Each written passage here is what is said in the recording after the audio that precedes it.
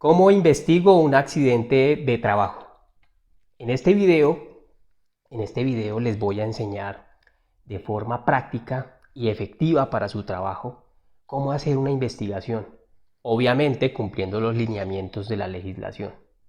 Entonces, vamos a ver en primera instancia, pues recordar la definición de accidente de trabajo, porque si vamos a investigar accidentes de trabajo, pues toca tener muy bien clara la definición de accidente de trabajo. Accidente grave. También vamos a ver quiénes conforman el grupo investigador, quiénes son los que deben realizar la investigación en la empresa. Otra cosa también que vamos a ver es las causas básicas, las causas inmediatas, que pues son el material para poder determinar qué pudo haber causado el accidente. ¿Sí? Traigo algunos ejemplos donde pueden ustedes consultar para poder que esa investigación les salga lo mejor posible. ¿Sí?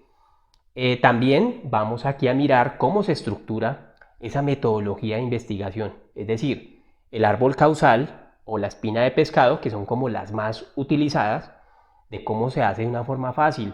Ustedes lo van a ver en el video que pues, no tiene nada de complicado y lo podemos sacar de las causas básicas y las causas inmediatas y se estructura como tal esa metodología de árbol causal o espina de pescado. Finalmente, los planes de acción, cómo se deben estructurar, cómo se le hace seguimiento y el cumplimiento. Espero que este video les sirva. Si les gusta el contenido del video, los invito a compartirlo. Hay muchas personas que lo están necesitando. También que comenten en la caja de comentarios experiencias vividas en donde tuvieron percances con la investigación, experiencias constructivas para que les sirva esa información a otros compañeros. ¿Listo? Sin más comentarios, nos vemos en el video. Chao, chao.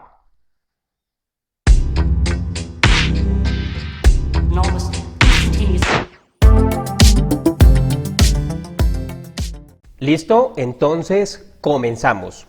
¿Cómo investigo un accidente de trabajo? Primero que todo nos debemos remitir al marco legal. Nos vamos a la resolución 1401 de 2007, que esta resolución es la que reglamenta toda la investigación de accidente de trabajo. Aquí lo que yo les quiero es suministrar información práctica y efectiva para su trabajo, para que de una forma fácil lo puedan hacer, obviamente cumpliendo lo que dice aquí la resolución. Entonces les voy a hacer como un resumen para que ustedes queden orientados y puedan seguir por ese camino y lo puedan hacer de una forma efectiva. ¿Ok? Bueno. Entonces, básicamente, si vamos a hablar de investigación de accidentes de trabajo, tenemos que saber la definición de accidente de trabajo. Básicamente tenemos que saber estas tres definiciones: accidente de trabajo, incidente de trabajo y accidente grave. Si ustedes tienen dificultades en saber cuándo están frente a un accidente de trabajo, yo los invito a que vean mi video en donde con tres claves determinan fácilmente si están frente a un accidente de trabajo. El video se llama "Cuando estoy frente a un accidente de trabajo" y lo pueden encontrar aquí.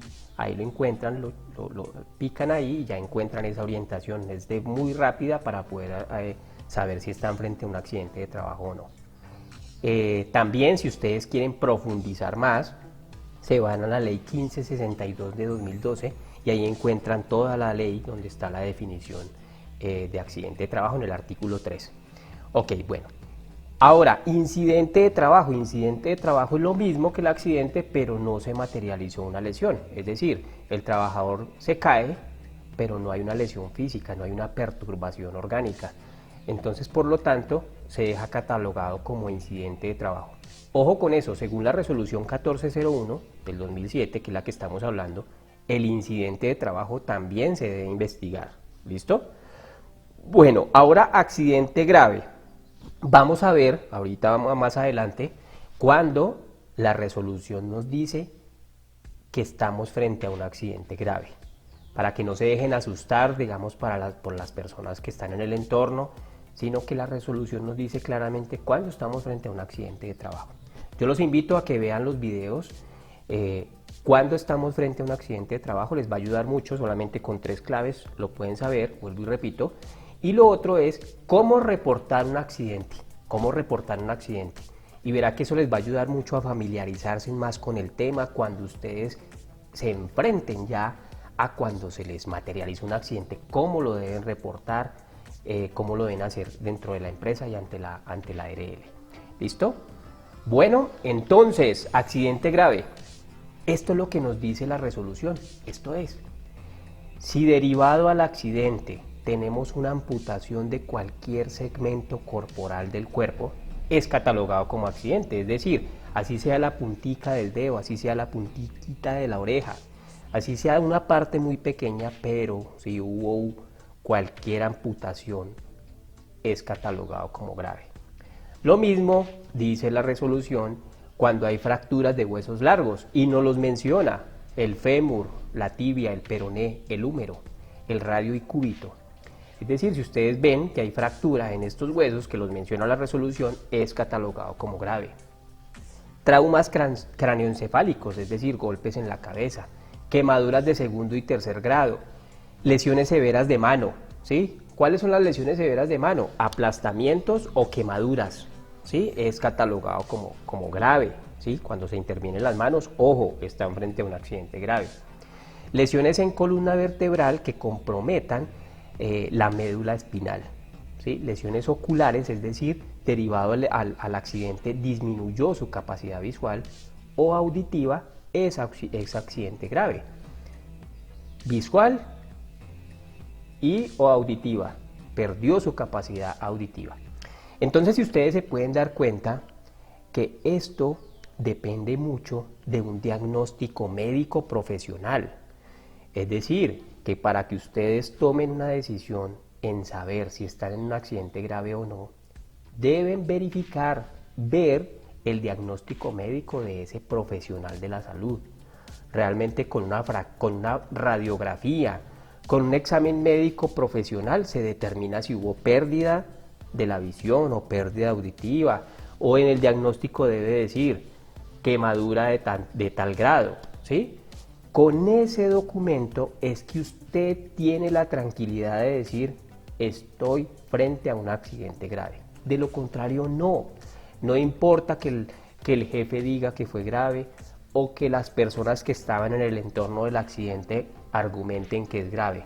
Usted tiene que estar muy pendientes del diagnóstico médico. Entonces, recomendación es que estén llamando a los familiares del accidentado. Por favor, me pueden enviar escaneado el diagnóstico médico del trabajador, o también ir hasta el hospital, hablar con la persona y decir: venga, quiero ver el diagnóstico médico porque necesito saber si es catalogado como grave o no para reportarlo, ¿sí? Entonces, ojo, verificar el diagnóstico médico. No se asusten, no se dejen llevar por los comentarios de las demás personas. Verifiquen el diagnóstico frente a lo que dice la resolución y así de una forma más clara le pueden hacer el trámite como accidente grave. ¿Listo? Ok. Ahora, ¿por qué investigamos los accidentes de trabajo? ¿Para qué hacemos eso? Aparte, pues, que cumplir la ley, la resolución que estamos hablando, lo más importante es prevenir la ocurrencia de nuevos eventos, ¿sí? Por eso es que se investigan los accidentes de trabajo, para prevenir que nuevamente nos ocurra. Nosotros en la vida diaria también hacemos, algunas personas, una verificación de por qué se nos está malgastando el dinero. Entonces hacemos una investigación o hacemos un diagnóstico en qué lo estamos gastando y ahí tomamos acción. Mire, estamos recibiendo tanto dinero, nos estamos gastando más de lo que estamos recibiendo, entonces tenemos que tomar una acción para al menos igualarlo o al menos tenerlo controlado. Es lo mismo, nosotros tenemos que investigar los accidentes para prevenir una nueva ocurrencia, ¿sí? O mantener controlado que no se nos vaya a repetir ese accidente. ¿Ok? Obviamente que si no hay accidentes, se mejora la calidad de vida de los trabajadores y también la productividad en las empresas, porque pues no había ausentismo. Esto ayuda mucho para que pues se haya una producción fija, constante, porque el trabajador está ahí trabajando. Bueno, yo les quiero recordar algo de las obligaciones del empleador. Muchas veces el empleador desconoce esto frente a las investigaciones, esto lo dice la resolución, y es que ellos deben propiciar la conformación del equipo investigador, y ahorita más adelante les voy a decir quiénes lo conforman. Deben investigar todos los accidentes e incidentes. Fíjense que ahí dice en la resolución, accidentes e incidentes. Adoptar una metodología de la investigación y un formato. Yo ahorita más adelante les voy a mostrar dos metodologías más utilizadas y cómo se pueden utilizar, pues cómo las pueden implementar de una forma fácil en la empresa. El empleador también está obligado como a implementar las medidas y acciones correctivas. Hombre, a cambiar esa máquina si está dañada, hacerle mantenimiento, cambiar esa escalera si está dañada, implementar las medidas y acciones.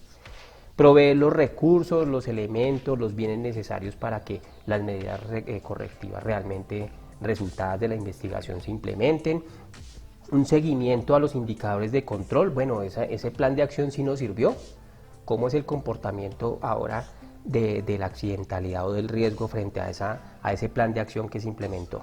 Ahora, deben remitir, o sea, el empleador, que en este caso prácticamente es como la labor del de seguridad y salud en el trabajo, debe remitir ante la ARL las investigaciones de los accidentes graves y mortales dentro de los 15 días siguientes a la ocurrencia del evento. Por ejemplo, si el evento fue un viernes, comienzan a correr sábado, domingo, lunes, no importa si el lunes fue festivo, en los 15 días siguen corriendo. Él tiene un espacio de 15 días, cuando yo digo él, es la empresa, y pues por lo general es el de seguridad y salud del trabajo, debe reportar, remitir la investigación ante la ARL 15 días, dentro de esos 15 días ocurridos el evento. ¿Listo? Esto es muy importante. Hay gente que tuve un accidente grave el año pasado, lo remitió ante la ARL. No, yo nunca he hecho eso.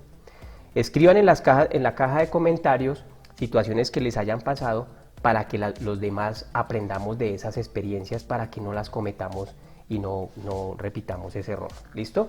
Obligaciones de nuestra ARL. La ARL nos debe propiciar asesoría, nos debe asesorar, nos debe también asesorar qué tipo de metodología deben ustedes tomar, pero la empresa es libre de escoger la metodología, pero la ARL les debe, es una obligación de decirle, mire, están estas metodologías, asesorarlos frente a esas metodologías.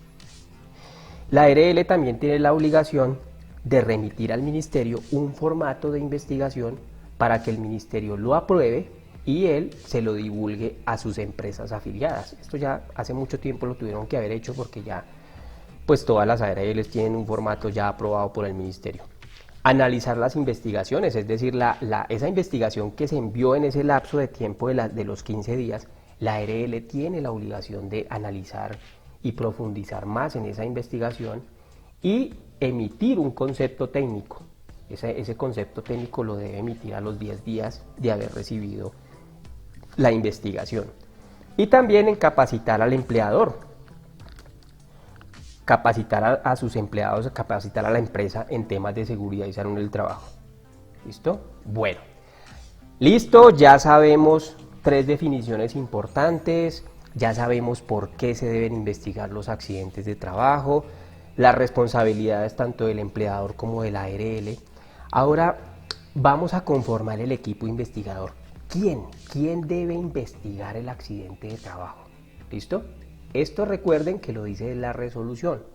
Este es el equipo mínimo que debe conformar ese equipo investigador. ¿Quiénes son? El jefe inmediato, ¿sí? O supervisor del trabajador accidentado, porque a veces el jefe inmediato tiene varios supervisores, bueno, el jefe o el supervisor, el jefe inmediato del trabajador. Un representante del COPAS, ¿sí?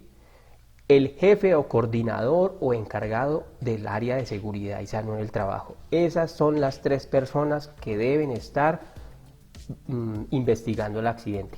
Si la empresa decide que puede estar el brigadista, que va a estar, involucra más personas adicionales a esas 3, no importa. Lo básico, lo que dice la ley son esos 3. Si ustedes quieren meter más personas, mejor. Pero si ustedes ven que en su empresa solamente lo hace el de seguridad y salud del trabajo, ojo, involucren también a la persona del COPAS, involucren también al jefe. Si ustedes ven el video de cómo reportar un accidente de trabajo, se van a dar en cuenta lo importante que es involucrar al jefe inmediato en el tema de la investigación y del reporte. Bueno, lo otro es, cuando un accidente es grave o mortal, ya sabemos que es un accidente grave, ¿no? Porque ya lo acabé de explicar. La investigación la deberá firmar un profesional con licencia en seguridad y salud en el trabajo. Es decir, la licencia de ese profesional debe tener ese alcance de firma de investigaciones de accidentes graves y mortales. Por lo general, el tecnólogo no tiene ese alcance. Eso es muy importante que lo sepan, porque muchas veces por desconocimiento resultamos firmando personas que no son profesionales todavía accidentes graves o mortales. ¿Listo? Ahí estamos cometiendo un error de pronto por desconocimiento de esta resolución de investigación de accidentes.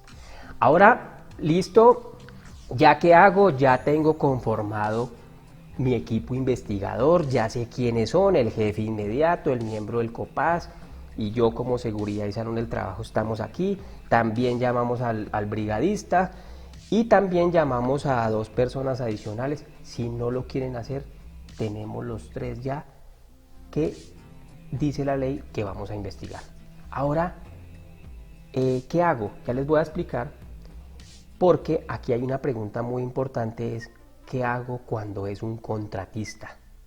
Resulta que está mi empresa, dentro de mi empresa trabaja un contratista y esa persona tuvo un accidente grave o mortal o leve, ¿sí?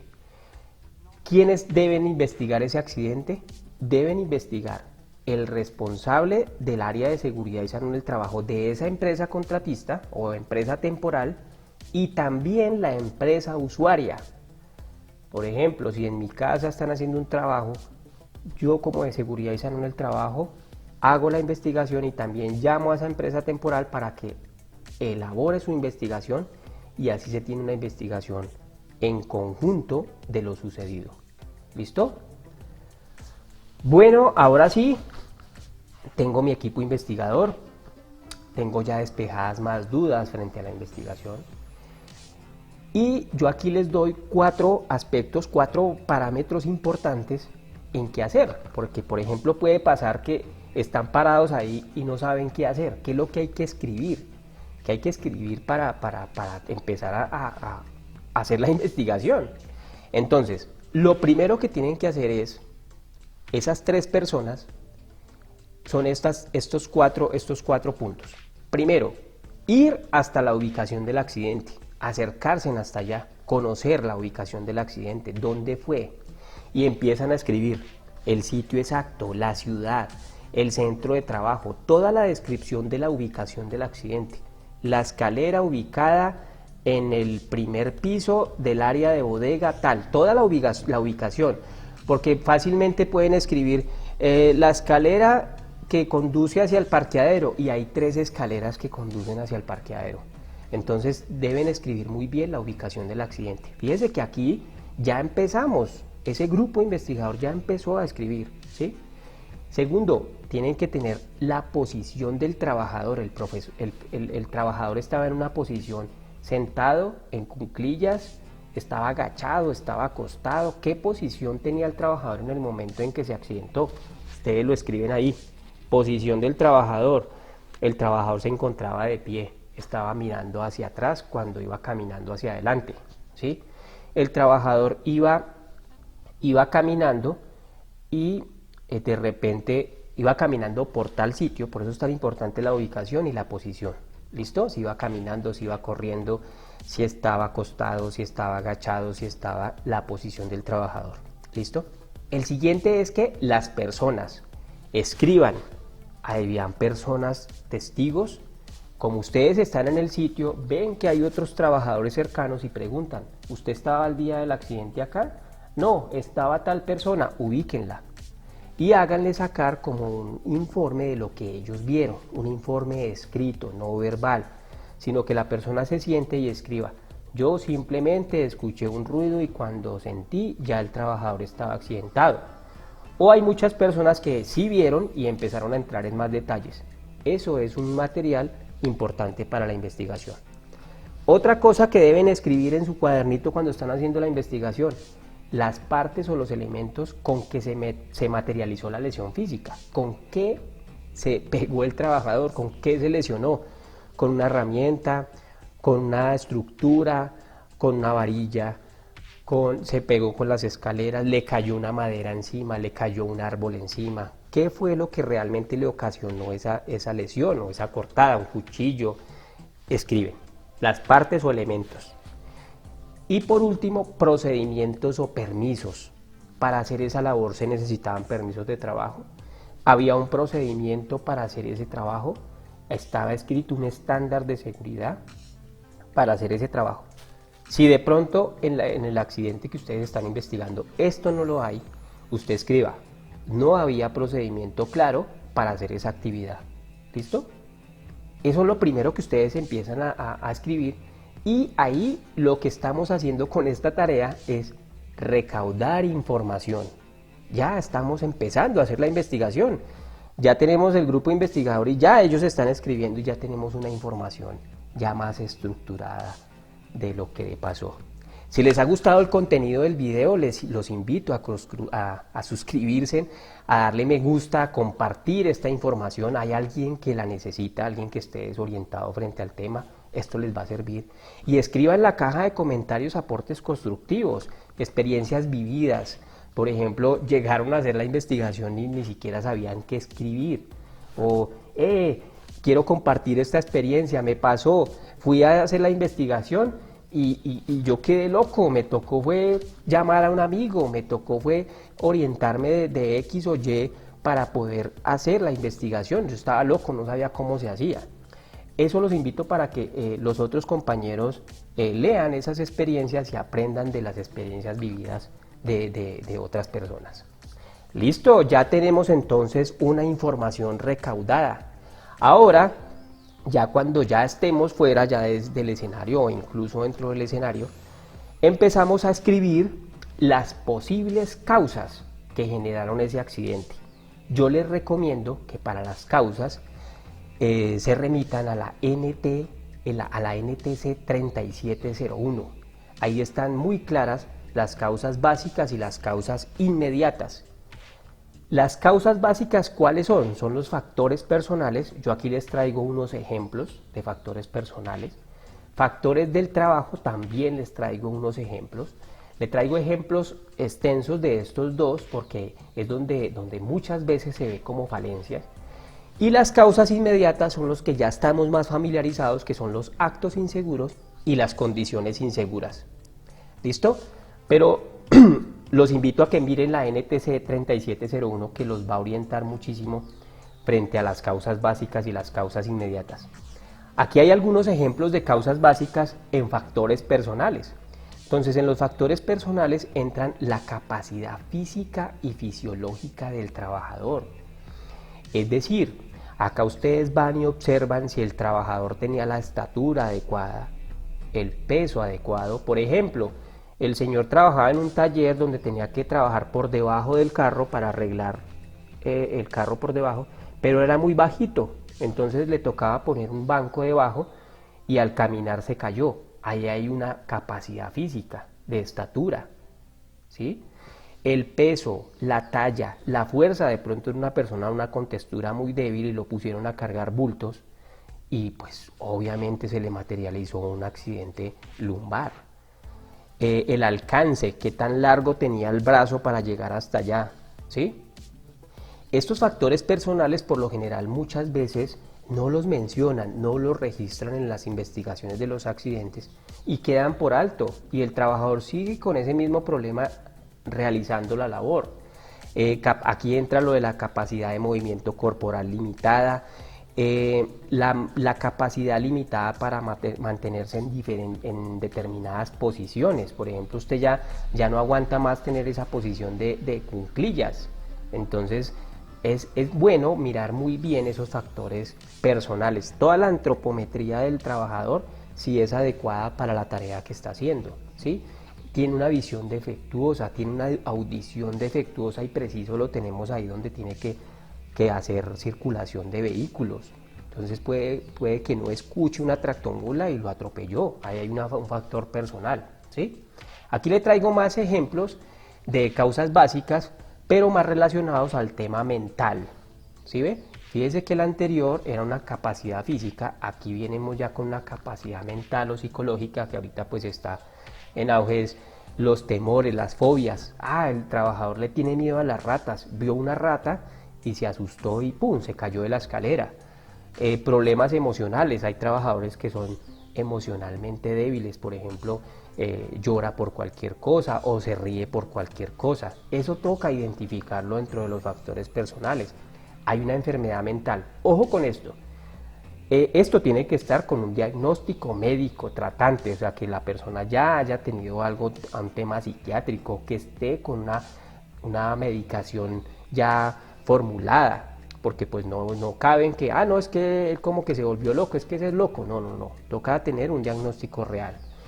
Hay ciertos niveles de inteligencia también. No, lo que pasa es que él tiene bajo nivel de inteligencia en entender las cosas. Hay gente que por más que usted le hable y le hable, no entiende, ya no pierdan más el tiempo. Ya catalóguelo, tienen un nivel de inteligencia en cierto nivel y ubíquenlo en otro sitio donde él se sienta más acorde al nivel de inteligencia que él maneja. Incapacidad de comprensión es muy dado también a lo del nivel de inteligencia. Falta de juicio, hay gente que es indisciplinada hasta con ellos mismos. Eso también es un factor personal, ¿sí? Escasa coordinación, hay gente que no coordina el movimiento de dos manos, o si baila no puede cantar, si canta no puede mover las manos. Eso es importante que lo identifiquen en la persona, ¿sí? Bajo tiempo de reacción, él no tiene el mismo tiempo de reacción del otro. Estos son ejemplos de causas básicas en los factores personales que muchas veces se salen, no las escriben en las investigaciones y vean tan importantes que son. Aquí yo les traigo más ejemplos: tensión física, es decir, aquí viene la fatiga, ya si usted ya lleva mucho tiempo trabajando y tiene una sobrecarga sensorial. Insuficiencia de oxígeno, es decir, usted trabaja de pronto donde hay una atmósfera controlada y hay una insuficiencia de oxígeno y hay un factor personal que usted no tiene el tamaño de los pulmones para poder usted hacer ese trabajo. Son cosas que fíjese que se deben tener en cuenta para que no sigamos exponiendo al trabajador a algo que él realmente no está adaptado físicamente. Tiene una insuficiencia de azúcar en la sangre, o de pronto es drogadicto, no lo sabemos, si consume drogas. Eso es un factor personal. Aquí ya es un tema de tensión mental, entonces rutina, monotonía, sobrecarga emocional, esos trabajos donde todos los días tienen que hacer lo mismo, poner el mango en el cuchillo, atornillar el mismo tornillo todos los días, eso genera una fatiga o una sobrecarga emocional. Eso también es importante que lo registren en factores personales. Espero que estas ideas o las que yo les acabo de mencionar les sirvan en el momento en que ustedes estén investigando un accidente. Identifiquen eso en el trabajador. Muchas veces nosotros le culpamos como al ambiente o algo así, pero también es importante verificar estos factores personales.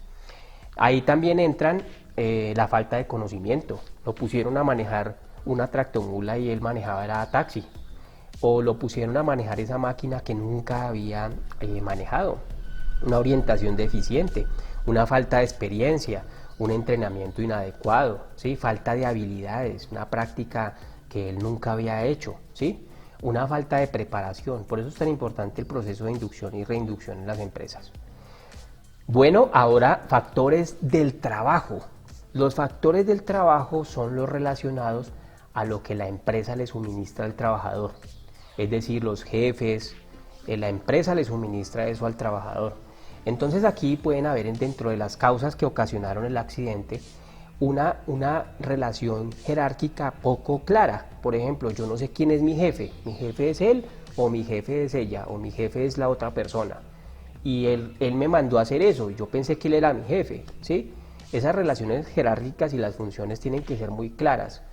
La asignación de responsabilidades poco claras o conflictivas, eso también genera que pudo haber ocasionado el accidente, una delegación inadecuada, formulación de objetivos y metas y estándares que fácilmente entran en conflicto, instrucciones, falta de capacitación, todo lo que sea derivado o entregado por parte del empleador, ¿sí?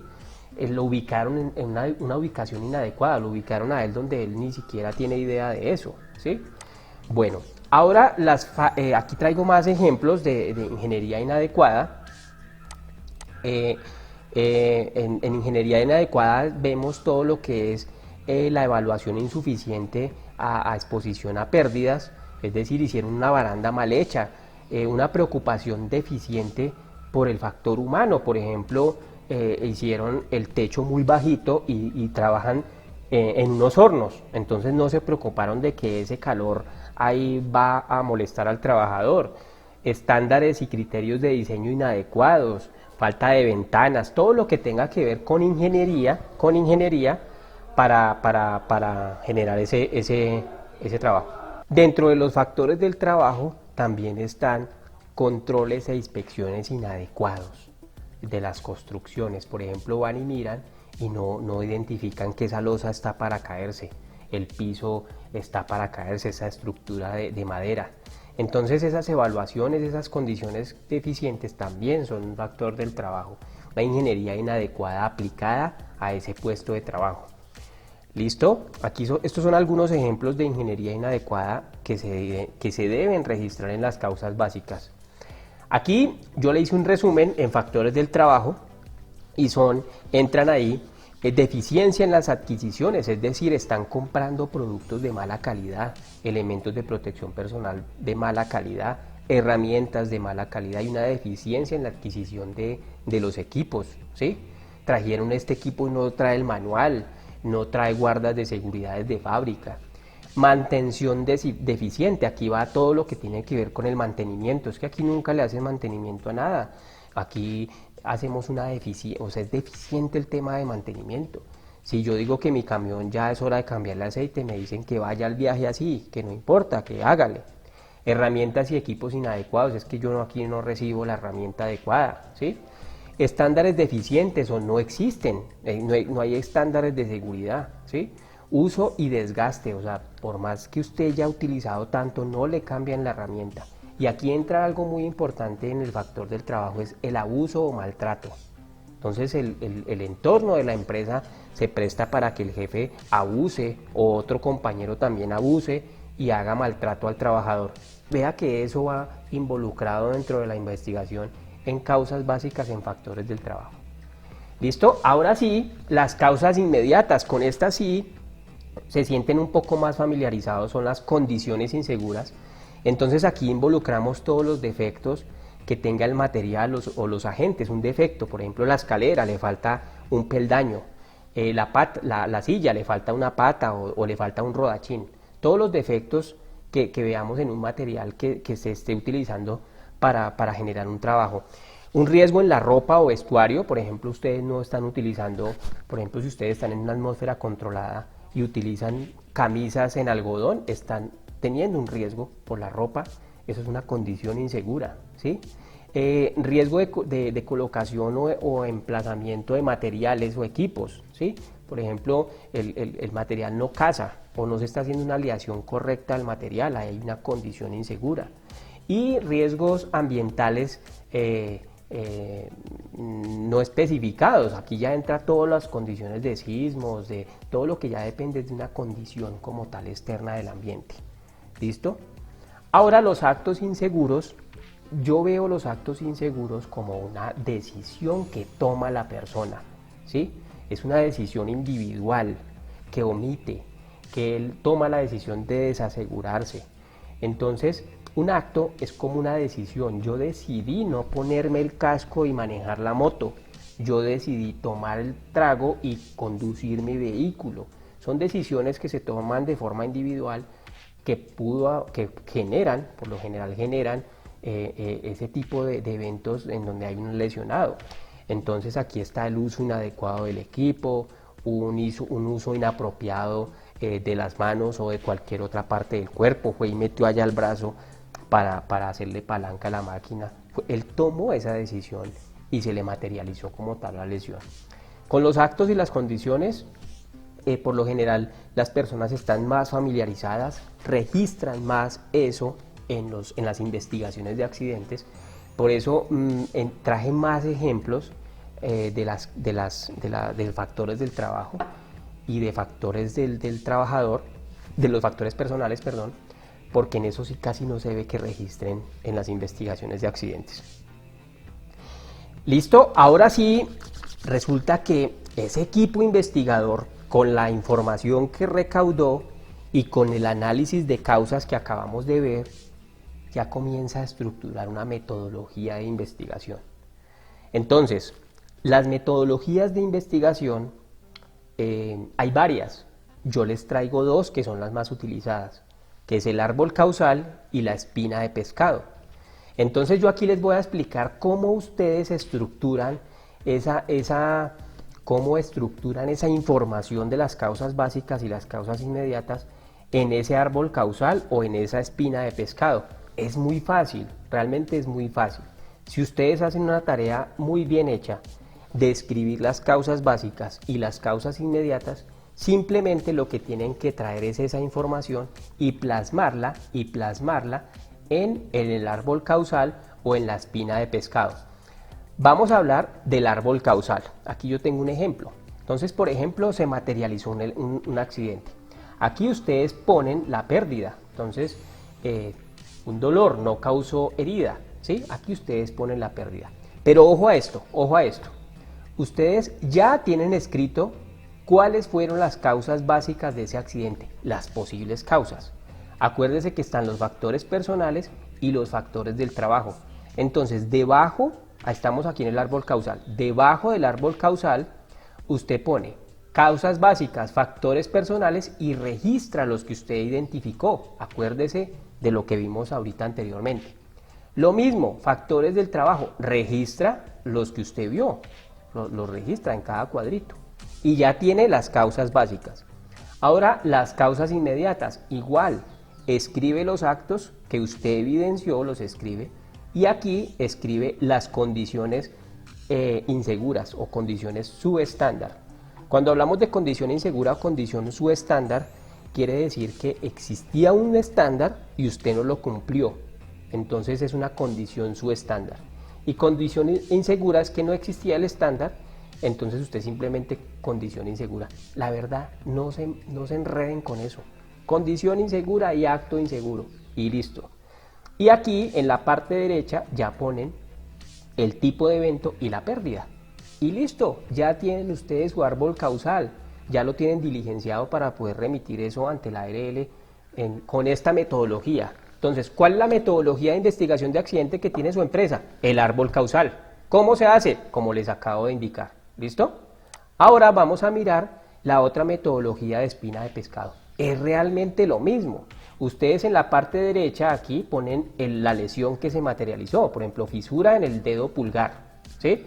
Y aquí ustedes ponen las causas básicas y las causas inmediatas alrededor, y eso es lo que conforma como tal, estas flechitas conforman la espina de pescado. Y listo, ya ustedes tienen estructurado como tal su diagrama de metodología de investigación. Realmente no se dejen enredar que esto, que lo otro. No, simplemente con una cosa muy sencilla, teniendo los parámetros que usted identificó de la espina de pescado, las causas básicas e inmediatas, lo pueden sacar adelante. Si les ha gustado el contenido de este video, los invito a suscribirse, dale like, comparta esta información con alguien que lo necesita y escriba en la caja de comentarios aportes constructivos, experiencias vividas, cómo se han sentido ustedes construyendo ese árbol causal, esa espina de pescado. Comenten esas experiencias para que las personas que hasta ahora están estructurando ese árbol causal aprendan y mejoren de pronto esa metodología, ¿sí? Hay personas que llevan años en seguridad y salud en el trabajo y lo que hacen es coger un formato que encontraron cuando llegaron a la empresa y escriben ahí, le cambian las palabras, pero ni siquiera saben o comprenden por qué razón o qué es lo que deben escribir ahí, ¿sí? Entonces, ojo con eso, espero que con lo que les acabo de decir, ya de una forma práctica y eficiente para su trabajo, lo puedan hacer. ¿Listo? ¿Qué falta? ¿Qué falta ya para terminar nuestra investigación de accidente? Los planes de acción, los planes de acción. Entonces, en esa reunión donde ustedes los tres, los tres participantes mínimos del equipo investigador empezaron a identificar las causas básicas y las causas inmediatas, comienzan también a caracterizar la problemática, identifican el problema, observan sus características y empiezan a diseñar y ejecutar un plan de acción. Entonces ese plan de acción debe definir y evaluar alternativas, establecer objetivos y que sea un plan ejecutable. Por ejemplo, no van a mencionar ahí en el plan de acción, yo lo digo porque he visto investigaciones de accidentes donde dicen, escriben locuras y el jefe, como no participó en la investigación, va y firma la investigación. Planes que se puedan ejecutar dentro del tiempo que establecen ahí. Verificar la efectividad de esa acción. Entonces muchas veces se pone el plan de acción, guardan la investigación del accidente y nunca más vuelven a ver eso. Y la idea del plan de acción es que verifiquen si realmente sí tuvo una efectividad y generar un estándar y un seguimiento y control para que no se vuelva a presentar el accidente. Esta parte de los planes de acción es la que realmente nos va a suministrar o nos va a brindar como tal la tranquilidad de que ese accidente no se nos vuelva a materializar. Si no hacemos planes de acción, si no ponemos unas fechas y un responsable y hay alguien que esté haciendo seguimiento, que puede ser el jefe y puede ser la persona de seguridad y salud del trabajo, realmente la investigación va a quedar archivada y guardada en la oficina de seguridad y salud del trabajo de gestión humana de la empresa. ¿Listo? ¿Ahora qué hago? ¿Yo ahora qué hago? Ya investigué el accidente de trabajo. Pues ahora lo que tiene que hacer es actualizar su matriz de peligros. Si tiene dificultad en actualizar, no, Javier, ese es un archivo muy complicado, eso es un archivo Excel lleno de fórmulas, de columnas. Los invito a que vean el video de cómo hacer una matriz de peligros de una forma fácil y efectiva para su trabajo. Muchachos, esto era lo que les quería traer. Nos vemos en un próximo video. Los invito a suscribir y a compartir esta información. Un abrazo. Chao, chao.